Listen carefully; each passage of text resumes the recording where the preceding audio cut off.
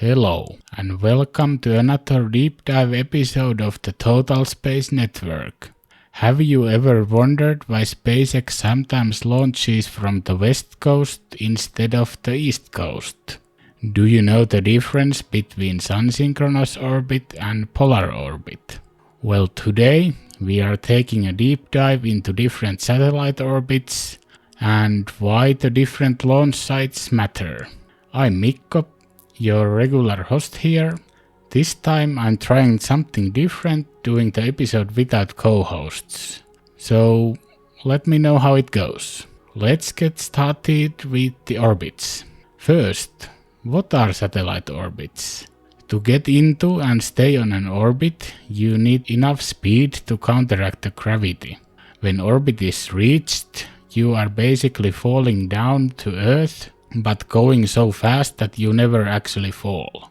If you don't have speed, that would be called suborbital and means hitting the Earth.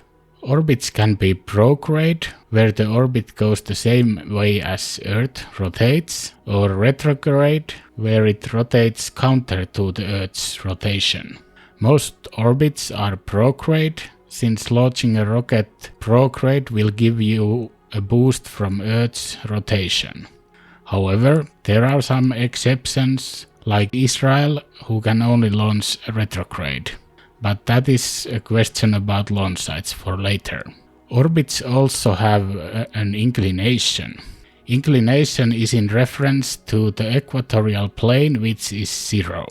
So an equatorial orbit has a 0-degree inclination, and a polar orbit would have an inclination of around 90 degrees, while most launches are something in between. Let's go over the different kinds of orbits. Let's start from the closest to us, which would be low Earth orbit or LEO. The orbit height can be up to 2000 kilometers. For example, Starlink satellites are located at 550 kilometers, and International Space Station orbits at around 400 kilometers. Lowest LEO orbits can also be called Very Low Earth Orbit or VLEO. LEO orbits are usually circular and take about 90 minutes to orbit the Earth. Next up is Medium Earth Orbit, MEO. This is anything from 2000 kilometers up to over 35,000 kilometers. But most MEO satellites orbit around 20,000 kilometers with an orbital period of about 12 hours. For example, you can find GPS satellites there. And like LEO orbits, MEO orbits are usually circular. Then we have geostationary orbit or GEO. This orbit is at 35,786 kilometers, since that is the exact height where satellite orbits Earth every 24 hours. This means that if you look up the sky, geosatellites seem stationary. This is where most of the communication and television satellites are located. There is also high Earth orbit, which is very rarely used, but it's everything up from the GEO orbit. Since direct insertion to GEO orbits requires a lot of performance, there are transfer orbits as well. Transfer orbits are used more often since they don't need as much performance. Negative side of this is that the satellite has to circularize the orbit rather than the launch provider. Most common of these orbits is GTO or Geostationary Transfer Orbit. And almost all satellites going up to GEO use this. GTO is an orbit where the highest point is usually at the target orbit at around 35,786 kilometers, while the lowest point is close to Earth around couple of hundred kilometers. And for direct GEO insertion, I think ULA has actually done it, and maybe Falcon Heavy could also do it. Then we have polar orbits that go over the poles of Earth. Polar orbits are often used for Earth mapping, Earth observation, capturing the Earth as time passes from one point, reconnaissance satellites as well as some weather satellites. Another popular orbit is sun-synchronous orbit. It is a near polar orbit, meaning that each successive orbital pass occurs at the same local time of day. This can be particularly important for applications such as remote sensing atmospheric temperature or imaging the same place at the same time daily. Last but not least, we have a Molniya orbit. It is a highly elliptical orbit for polar communication satellites. This means that the satellite can be seen for most of the orbital period, and when it comes closer to Earth, it will orbit quickly back to where it can be seen. Now that we know many of the popular orbits, we can start talking about the launch sites and what orbits can they provide. But first, if you like what we do, consider supporting us on Patreon. You can get access to our Discord server, early access to episodes, and even listen and ask questions live when we record. Check us out at patreon.com/totalspace. Now back to the show. Let's take a look at what a proper launch site needs. It has to be away from heavily populated areas, since launching rockets cause noise, a lot of noise, and that can break windows. More importantly, you need some direction to launch the rockets, and you need a lot of unpopulated area in that direction. So an ocean or a big patch of land would do the trick.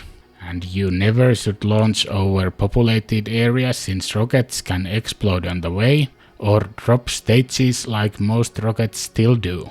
Some debris filled with possibly toxic fuel falling from the sky could definitely kill you.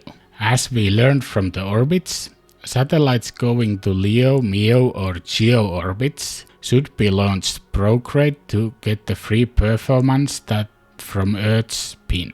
In the United States, perfect place for that is the East Coast. You get the prograde orbit as well as you can launch over the ocean, so no one will get harmed. On the East Coast, the most famous place to launch rockets is of course Cape Canaveral, where you can find a bunch of launch pads for different companies. There is ULA, Blue Origin, NASA, SpaceX. For example, SpaceX has 2 launch pads there. First, the historic launch pad 39A, which is in the Kennedy Space Center area. This is where SpaceX launched the first humans on their Crew Dragon vehicle, as well as 4 out of 7 current occupants on the International Space Station. SpaceX also has a launch pad, SLC-40 or Slick 40, at the Cape Canaveral Air Force Station. These 2 launch pads are close to each other, and the biggest differences are that 39A can launch and support Falcon Heavy rockets, and it has the crew access arm for boarding the Dragon capsules. So, equatorial orbits from Cape Canaveral can be done easily and safely. But how about polar orbits? Well, you would need to launch straight north or south. In the north, there are heavily populated areas, so that is a no-go. How about south? Well, there's Cuba, and there's also a funny story. Last time a rocket launched south from Cape Canaveral was in 1969. The launches were stopped because a rocket exploded raining debris over Cuba, and that killed a cow. So the launches were stopped due to political tensions. And finally, after 50 years, this launch corridor has been opened again, but only for SpaceX. They also have to do a dogleg maneuver to avoid land. The reason why only SpaceX can do it is their autonomous flight termination system, which can destroy the rocket without human interaction if it's going outside the allowed range. The only other launch provider having autonomous flight termination capability is Rocket Lab.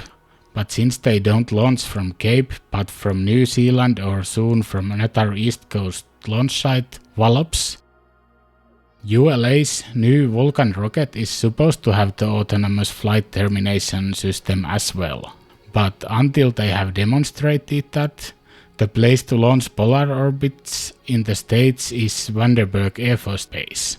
This launch site only launches satellites to polar orbits since it has a clear view to south over the ocean. So most polar payloads have been and will be launched from there. The exception maybe being SpaceX in future. But even SpaceX launches payloads from Vandenberg. They have a launch pad SLC-4E or Slick-4E, and SpaceX actually just launched Sentinel-6 satellite from there, as NASA probably wanted to use that launch pad instead of the Cape Canaveral polar corridor.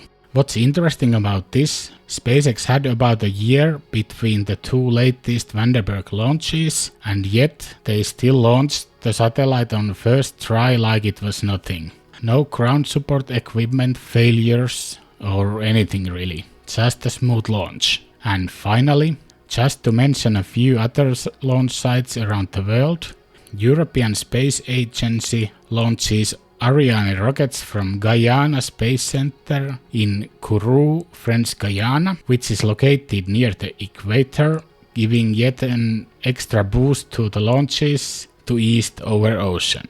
The Guyana Space Center also has an open ocean to the north, so polar launches can be done. Another famous launch site is Baikonur Cosmodrome in Kazakhstan, which is leased to Russia. It is also the world's first spaceport for orbital and human launches.